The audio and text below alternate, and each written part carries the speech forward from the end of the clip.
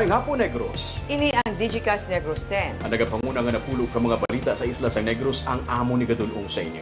Update ninyo kami via Facebook, YouTube, kag sa KCAT Channel 11. Kag sumong mabatan niyo kami live sa FM station nga 91.1 FMR Bacolod. Kag yari na ang top 10 ng mga balita sa Negros subong adlaw. Councilor Alice Pino gidreklamo sa taga-Bitaw nga namahong kag nagpakita sang pusil. Philippine Army nagsiling nga opisyal sang NPA ang mister sa napatay nga mag-live-in partner sa kanusong sa EB Magalona.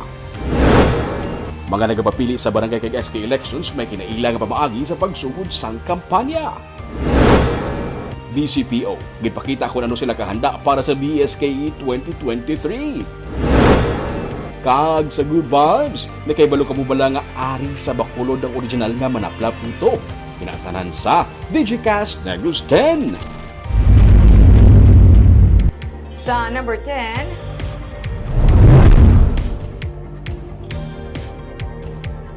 Bacolod City Police Office nagpakita kung ano sila kahanda para sa BSKE 2023.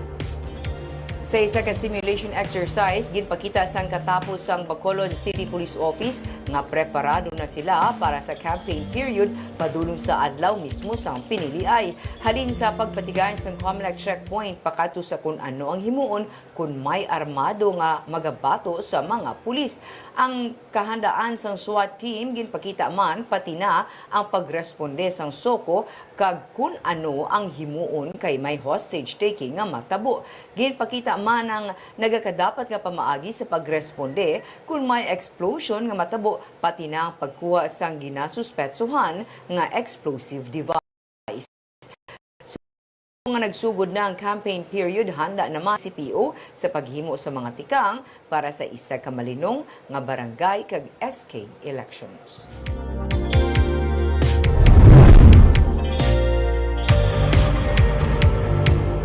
Sa number 9, budget hearing para sa proposed nga 3.6 billion pesos nga annual budget suguran sa bulan sang Nobyembre. Tuyo sa katapos sa Committee on Finance sa Konseho sa Bacolod nga mapresentar ang kaundan sa 3.6 billion pesos nga budget proposal para sa 2024 sa Disyembre 15. Kanisunod sa kay Councilor Thady Saison, suguran nila ang simultaneous budget hearing sa mga departamento sa una nga semana sa bulan sa Nobyembre. Kabahin sa maging prioridad sa 2024 annual budget, ang bahin sa social services, nalakip diri ang pagtarana sang pondo sa Bacolod Comprehensive Health Program kag assistance to individuals in crisis situation. Magluwas sa pondo halin sa loan agreement, magatarana man sa dako nga budget ang syudad para sa mga dugang nga infrastructure projects sa syudad. We will see to it that we will present it for approval by December 15. O pila na ka-hearings gani Vice usually? Depende pa kung ano with kinahanglan. But usually each department isa ka hearing. So pwede magaling na sa isa ka hearing simultaneous, pwede pila ka departments, especially the small ones. Hanggang 5. But unlike sa mga previous na to, yung mga hearings, since dako ang budget na by 3.6, makayaihan before end of the year. Kaya na. Actually, 3.6 billion na subong as compared to 3.250 last year. So, makaya na. Actually, although madakog subong ang peso value sa budget, but the number of projects and programs halos pareho malaki.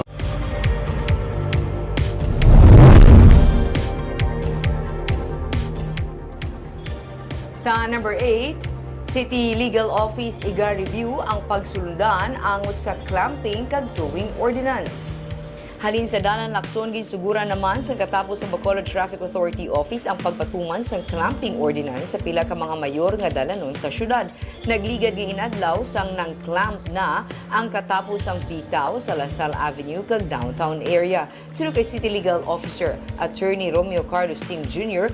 ila iga-review ang towing kag clamping ordinance sa pagpati nga dapat nakasaad sa ordinansa ang mga areas kung diin sarang ipatuman ang towing kag clamping. magluwas sa tuwing operation ng bitaw lamang ang natagaan otoridad nga magpatuman sang clamping operation sa syudad.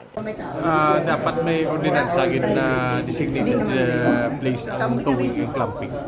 But sa Lasal attorney, kahapon miyara PNP miyara man clamping nga gipatuman sa ilang nga private property. Is it allowed or need pa ni ordinance to implement the same? Kung why hindi ko sure kung nadala sa ordinance ang dira na street. But specific, ang mga private entities, companies, pwede ka implement towing or clamping on their own? Hindi na sila ang clamping is lagi na bitaw talaga na makimplement. Kung private property, within sa property nila nag-park. Bilang ka-park sila na ila designated parking space. Kung ila designated parking space siya, hindi na sila maklamping. Kaya ila na space mo kung pa-approve ka sa ubo mo. Sa number 7,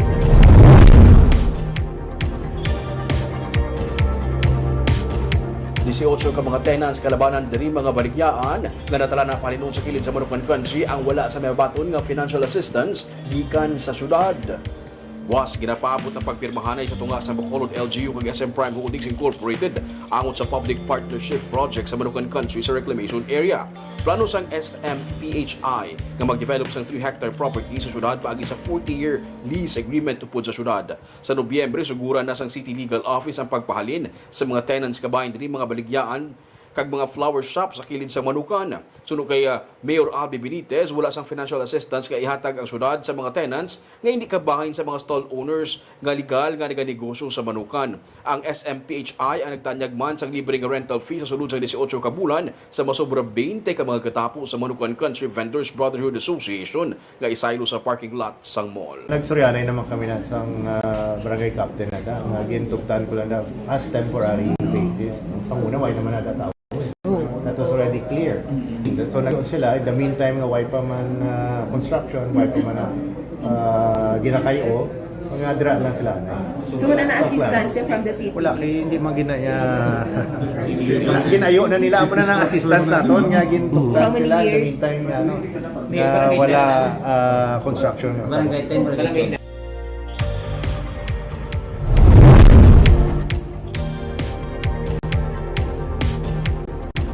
Sa number 6, Philippine Coast Guard ang magapabilin sa Red Alert status tubtob sa Pista Minatay.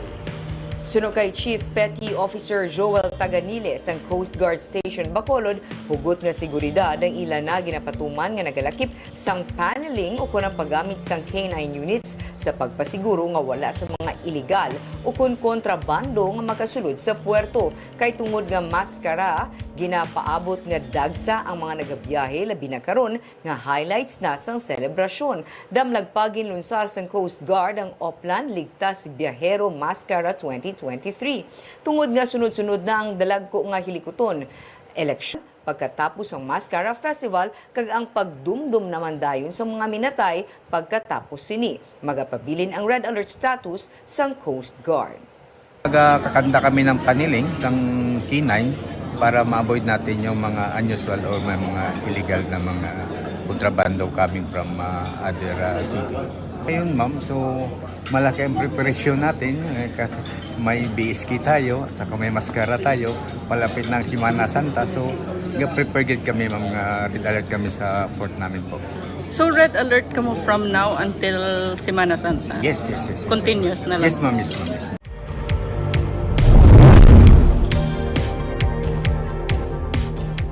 Sa number 5, 181 ka mga dugang security personnel ginpadala sa Negros Oriental para sa BSKE 2023.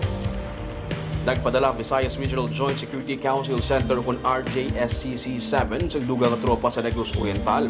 Ang utabas-kugun pagin ang PNP ang kagang Army Forces para mapatuman ang malinong ang barangay kag sangguniang kabataan election sa probinsya.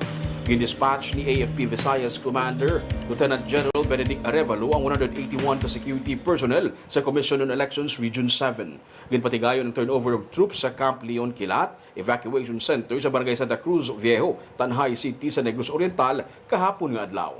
Sa 181 nga security forces, 131 diri ang lalakip sa Joint Task Force Storm sang P. Visayas Command. 29 ang gikan sa Philippine National Police kag 39 akalin sa Philippine Coast Guard. Kabahin ang deployment sa dugang nga tropa sa gipabaskog nga security operations ang RJSCC-7 agud malikawan ang anuman nga election-related violence ilabi na nga may history sang mainit nga political rivalry sa Negros Oriental. Ang Negros Oriental ang ginapaidalom o kung ginpaidalom sa COMELEC control.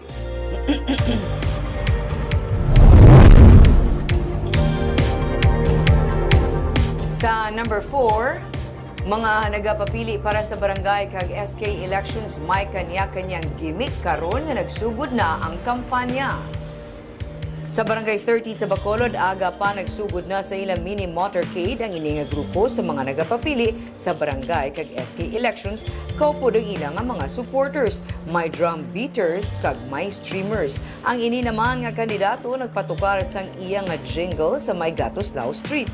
Pati mga tricycle wala makaluwas, may poster man. May mga posters na nga makita bisan diin aga pa. Kag sa social media, change profile picture kag cover photo na ang mga nagapapili pagpatak sang las 12 kaina. Panawagan sang COMELEC insakto lang nga kampanyahanay kag wala sang personalay para mapabilin nga malinong ang BSKE 2023.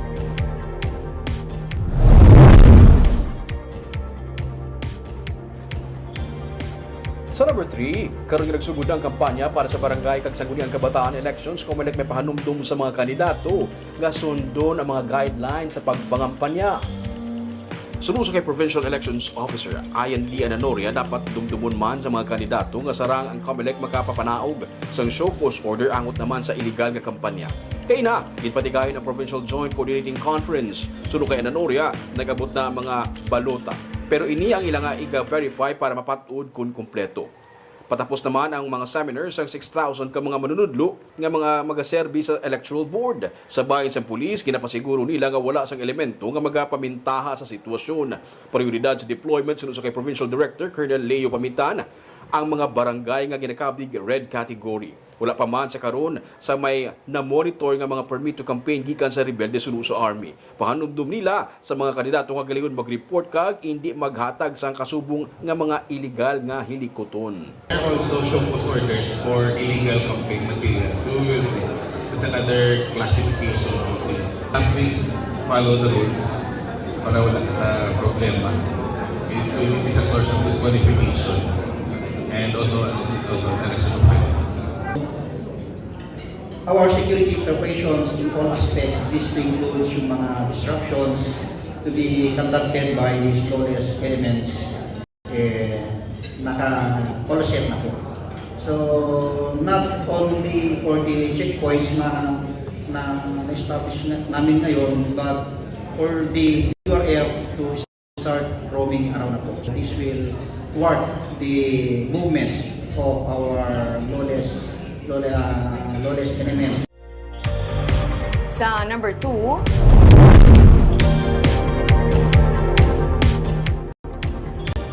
pamuno ng 303rd Infantry Brigade sa Philippine Army na panindugan na kalehitimo nga engkwentro ang natabo sa kanlusong sa EB Magalona.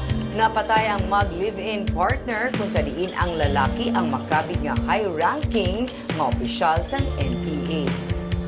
Suno kay Brigadier General Orlando Edralin, bukas sila sa anuman nga pagpangusisa sa natabo nga encounter sang October 17. Dugang pa niya ang mag-live-in nga Sunday Christian Droba Joaquin Vargas nga Squad Leader 3 sang Northern Negros Front kag Maylin Malasaba Salgado nga katapo man sang Squad 3 kag anay NPA political instructor ang pareho nga nagapangatubang sang frustrated murder kag murder charges sa korte sa Himamaylan.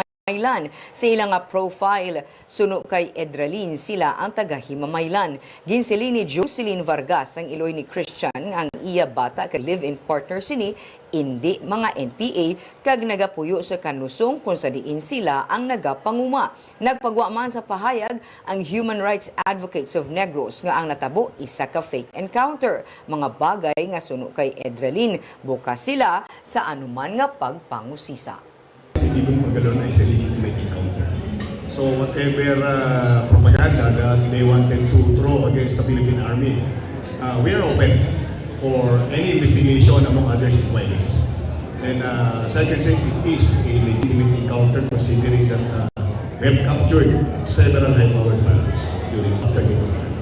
Standing warrants of arrest of prostrated murder and murder non-bailable cases. Saan po yung murder na ganap, sir?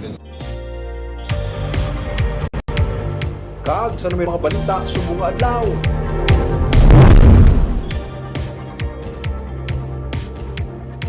Katapos sa Bacolod Traffic Authority Office, nagreklamo ang insulong kaginpahog ni Councilor Al Victor Espino. Mayor Abby Benitez nagsiling nga iya ipausisa ang amo nga reklamo kag para matapos na ang malawig na nga bagigay sa tunga sang konsehal kag pamuno sa bitaw. May report si Nico Delfin.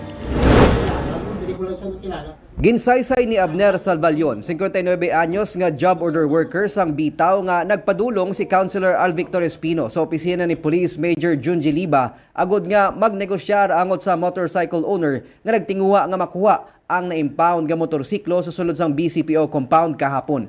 Pero nakibot siya nga samtang ginatoy-tuyan ng konsehal, gulpi lang siya ginbuyayaw kag ginaligar ginpahog nga patyon. Ginpakita man sang konsehal ang nasukbit sini nga pusil sa iya nga hawak. Kadlok man sa reta, na trauma man ko sang ginambal sa akin. Na tiro niya. At mapasaka, iguguro kaso para nga safety man ko sa akin pag lakat-lakat kapag puli kung gabi. Para may masabat man kung ano man matabo sa. Ang motorsiklo ang ginapanagyan sa isa ka college student. Ginpahulam niya ang motor siya himata nga nadakpan sang katapo sang bitaw nga wala sang helmet kag expired ang driver's license. Ginsiling ni Liba nga natala na sila nga magpasaka sang kaso administratibo kag kriminal batok sa konsehal. Dire-diretso lang sa mo. Sir, ano gid ayan ang purpose? Based ang pagsisa ko sa uli, kay amo to ginawa kalagani nga kuno ang duha ka estudyante to nga natakpan sila na-impound nila nga unit ng motor. Nga kuno kailan sang carnapping kay ginpagwa nila wala pa gani na release. Ginpagwa na nila diri sa headquarters. Nanindugan naman si Espino nga wala siya nagpadulong sa opisina sang bitaw para magnegosyar kundi ang magpalabot sang reklamo sang motorcycle rider nga nangayo sang bulig sa iya matapos man giniligar, ginkilikilan kag ginpahog sang katapo sang bitaw. There were ang gin-threat siya nga kabalo kami kung din kag eskwela, dakpon ka namon, filean ka namon carnapping kay ginpagwa mong imo motor. So nagbalik siya. Pagbalik niya, gin-detain siya sa bitaw. Hindi siya pagpagwaon. So, amo to nga nanawag sila sa akon. So, this is not the first time nga natabo. So, akon nga frustration is born out of nga wala ga-aksyon ang bitaw bahin sa sini nga mga practice. Handa man ang konsehal nga atubangon ng mga kaso nga ipasaka batok sa iya sang katapo sang bitaw. Well, to be blunt about it, nakapamuyayaw gi kuya because kaduwayan ako gintantog. Katatlo, I will not tolerate that anymore. So siling ko siya, kabay pa ninyo, pag-delete ha. Si kuya duga ko, biliwat. Amo lang ang balko. Damo pa siya ginawakal-wakal, why ko na siya ginasampak. And maayo yung istoryahan na mo ni Major Liba. Sa allegation, yung counselor nga gin-threaten mo si certain Abner kag may posible ka nga gin-brandish. Well, if that is the case, number one, it is gun ban. No? I do not want to be a lawmaker but at the same time a lawbreaker. Nakalabot ng insidente sa kay Mayor Albi Benitez nga nagmando kay BCPO Third Colonel Noel Alinio nga usisao na natabo ilabi na ang mga alegasyon sa magtimba nga bahin. We'll be submitting a report sa ACON as soon as the investigation is complete to find out the real score on both allegations. So we will do an investigation. If found guilty, then they will face the consequences. Luyag man sang alkalde nga masulbar ng malawig nga bangigay sa tunga ng Espino kag Liba. Well, we will tackle that issue also. So ulandong ko lang ang report ni City and then we will move from there. Ginsiling man sang alkalde nga wala niya ginatolerar ang mga reklamo angot sa malpractice ilabi na ang kaso sang korupsyon sa tanan nga departamento. Nico Delfin para sa DGCast Negros.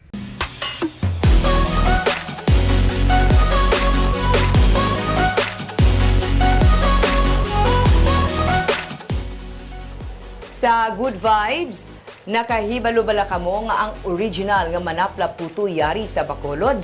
1920s pa sila nagahimo sang puto sadto sa manapla kaginsaylo sila sa bakulod sang gobernador sadto. Yaring report ni Romeo Sobaldo. Las 7 pa lang sang aga, may mga nagahulat na sa gate ng pamilya ni Pomoceno. Nagaamat-amat inabot ang mga bumalakal sa puto. Ang iban walk-ins, ang iban naka-order na nga daan. Pag-abot sa puto, rekta na inidaho sa customer nga nagahulat. Ini ang Nepomucenos Original Manapla Puto sa may Barangay 30, malapit lang sa may Mosque kag Health Center sa likod ng South Terminal. Sila man ang nag-deliver sa mga puto sa mga malls kag mga hotel. Gani kalabanan sa ilang nga ginaproduce, may tag iya na. May harap man gamay para sa walk-ins. May plain nga sampat sa dinuguan. May cheese, kag may ube with butong. Ang ini nga babay, nagahulat sa 5 ka packs nga iyagin bakal. Daga, ginadi, ma'am, may kapila, ginadi yan. Kamo, rin siya. Gahulat? Ikaw taga-diri ka? Sa barangay 38. Pero kakadto ka pa di para sa puto? Sa puto. Kay tungod? Namit ilan to. Oh, ay naka-juicy, no? Ay, nang parang ka soft, gitala.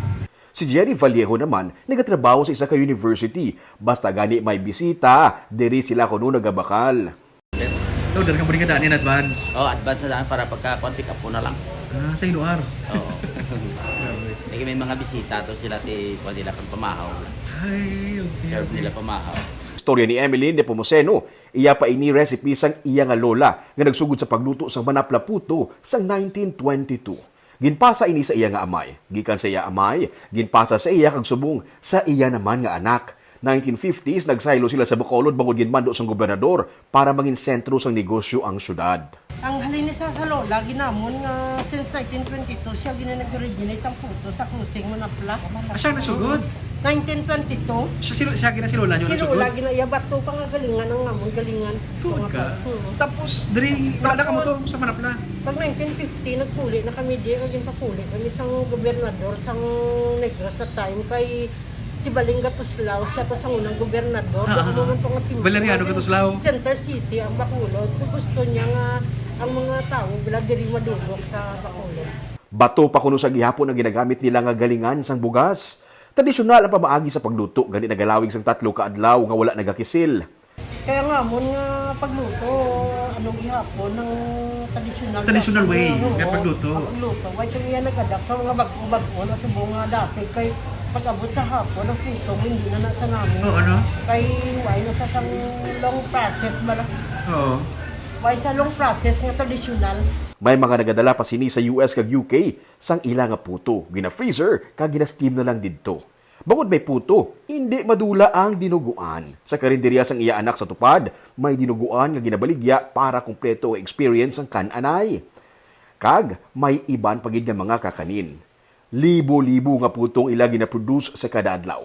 Para kay Emeline, maswerte siya kay nagka-interes man ang iyang anak nga padayunon ang special recipe sang puto nga gikan sa iyang lola.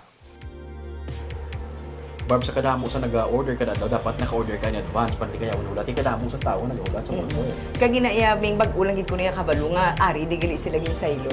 Kag matuod nga namit ha. Oo. Juicy siya, kasabasa. Kag magandang mga balita sa Negros Subunga Adlaw. Kay man sa panahon karon importante nga may ihibalo ka sa nagkakatabo sa imo nga palibot. Pero dapat balanse kag eksakto ang mga impormasyon. Padayon kami nga magapangalagad sa Negrosanon. Ako si Barbara Mijares. Tubtob sa buwas, ako naman si Romeo Subaldo, mayong hapon.